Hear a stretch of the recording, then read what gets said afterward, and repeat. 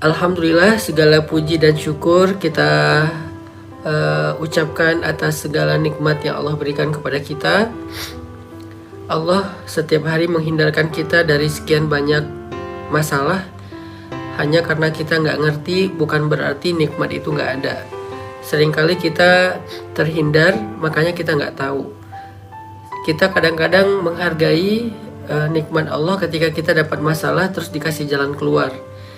Tapi tanpa kita sadari sebetulnya ada nikmat yang lebih banyak yang Allah kasih ke kita setiap hari, yaitu dihindarkan dari masalah. Bukan hanya diberikan jalan keluar dari masalah, tapi dihindarkan dari masalah. Ini nikmat lebih gede lagi nih.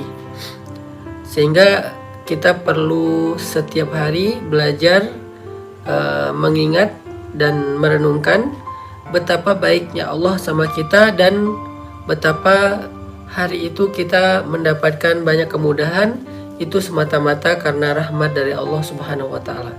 Misalnya hari ini teman-teman coba sebelum tidur nanti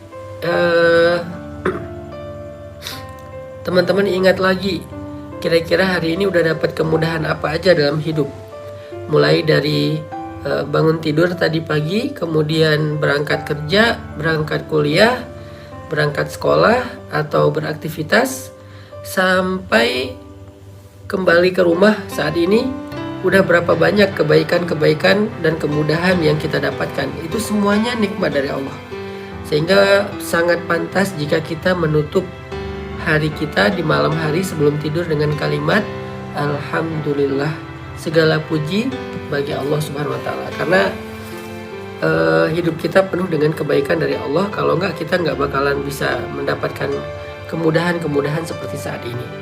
Malam ini kita akan melanjutkan pembahasan tentang Al-Malik, salah satu di antara Asmaullahil Husna, yaitu Al-Malik. Lalu kira-kira apa makna dari kata Malik ini? Malik ini memiliki makna yang pertama adalah yang memiliki, yang kedua adalah yang berkuasa. Tetapi khusus untuk Allah, kalimat Malik atau Malik atau Malik itu mengandung semua makna kekuasaan. Jadi Allah itu tidak relatif. Ada orang yang punya sesuatu tetapi dia tidak berkuasa. Ada yang berkuasa terhadap sesuatu tapi tidak memiliki. Maka itulah relativitas dari kata Malik apabila dilekatkan kepada makhluk. Berbeda dengan kata Malik yang dilekatkan kepada Allah sebagai nama-nama Allah. Makanya Allah punya nama Malik itu punya cakupan makna yang jauh lebih luas. Dia nggak relatif seperti kepada manusia, tetapi Allah itu absolut. Sehingga dari sini kita dapat sebuah pelajaran bahwa kepemilikan manusia itu sifatnya relatif. Kekuasaan manusia itu sifatnya relatif. Ada orang yang punya sesuatu tetapi tidak bisa ngapa-ngapain. Ada orang yang bisa ngapa-ngapain dengan sesuatu tetapi dia nggak memiliki. Lalu pelajaran iman apa yang kita dapatkan dari poin pertama ini? Dari poin ketika kita memahami makna Malik kepada makhluk dan Malik kepada Allah. Apa poin pelajaran iman yang kita dapat dari sini? Dari poin pertama ini, pelajaran iman yang kita dapat teman-teman adalah bahwa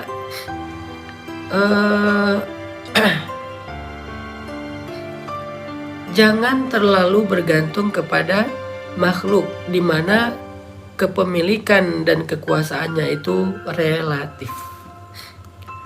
Kita belajar untuk bergantung kepada Allah yang kepemilikan dan kekuasaannya itu absolut. Sehingga kalau kita mau bergantung teman-teman, kalau kita mau berserah, kalau kita mau berpasrah, di sini pelajaran imannya, cobalah bergantung yang paling tinggi itu kepada Allah Subhanahu wa taala.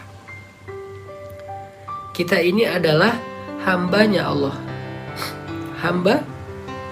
Hamba sahaya. Kita ini budak, kita ini makhluk ciptaan Allah. Allah adalah penguasa kita. Allah itu pemilik kita. Allah itu pengatur kita. Allah itu yang mengendalikan segala sesuatu tentang kehidupan kita. Sehingga ketika kita terkadang hidup di antara manusia, lalu kita berharap kepada mereka, kita bergantung kepada mereka, maka cobalah tetap memberikan batasan. Ketergantungan kita kepada manusia itu tidak pernah sampai sama, apalagi lebih dengan ketergantungan kita kepada Allah. Sehingga bisa jadi manusia meninggalkan kita, tapi Allah gak pernah ninggalin kita. Bisa jadi manusia mengabaikan kita, Allah selalu peduli kepada kita.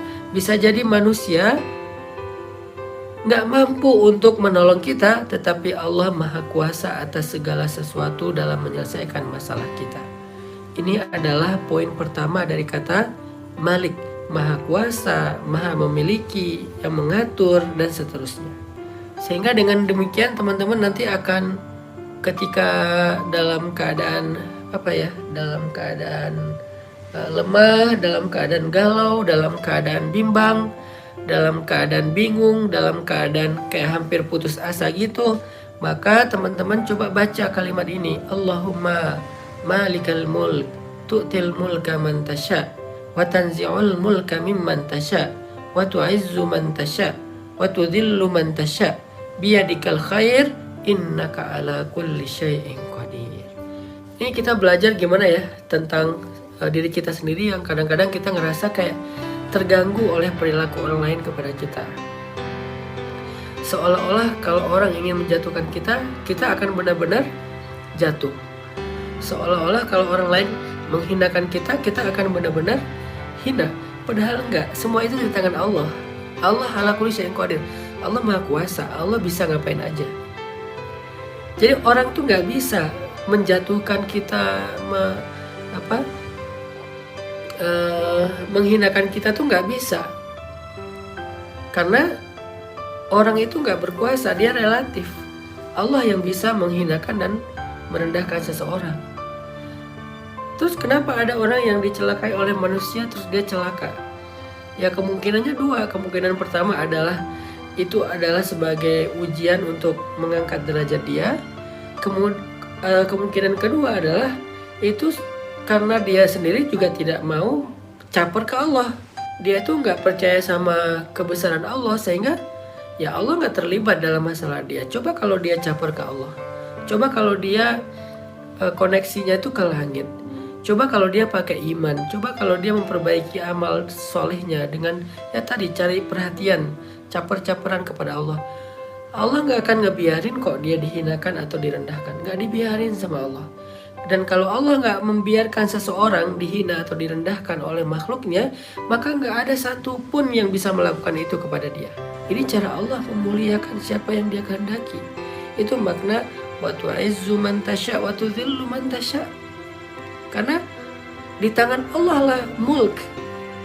Biyadikal mulk, biyadikal khair. Di tangan Allah lah kekuasaan. Terus kalau mau dapetin mulk dan izzah, mulk itu kekuasaan, izzah itu kemuliaan, gimana caranya? Caper-caperanlah kepada yang ala kulli syai'in qadir, yang absolut. Caper-caperanlah kepada malikal mulk, pemilik segala kekuasaan dan kerajaan. Caper-caperlah kepada biyadikal khair, yang di tangannya ada segala kebaikan. Caper-caperlah kepada dia. Siapa dia? Allah. Gimana cara caper kepada dia? Mulai dengan istighfar dan taubat. Lanjutkan dengan melakukan kewajiban-kewajiban. Lalu tambahkan dengan yang sunnah-sunnah. Lalu tambahkan dengan membantu orang lain. Lalu tambahkan dengan mengambil peran dalam dakwah. Itu Allah perhatian banget. Bukankah Allah mengatakan innallaha yuhibbut tawwabin? Allah suka, Allah mencintai hamba-hamba yang bertaubat. Bukan hanya Allah perhatian sama dia, bahkan Allah mencintai dia.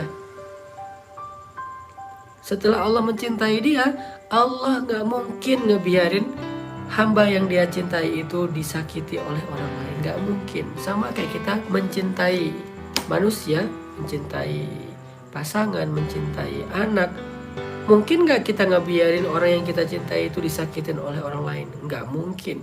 Jangankan disakitin secara fisik, disentil aja dengan ucapan kita gak mungkin ngebiarin. Kita akan ngebela habis-habisan, karena kita mencintai dia. Dan Allah itu lebih daripada kita dalam memperlakukan hamba-hambanya. Begitulah cara Allah mengangkat derajat seseorang jika Allah berkehendak. Meskipun manusia berkali-kali ingin menjatuhkannya, begitu juga kita.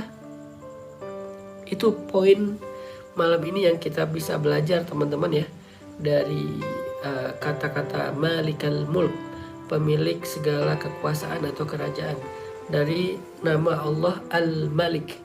Jadi kita belajar satu hal aja dulu malam ini, belajar iman. Kita percaya bahwa segala kerajaan, kekuasaan, kemuliaan, kehinaan, jabatan, karir, itu semuanya di tangan Allah secara absolut.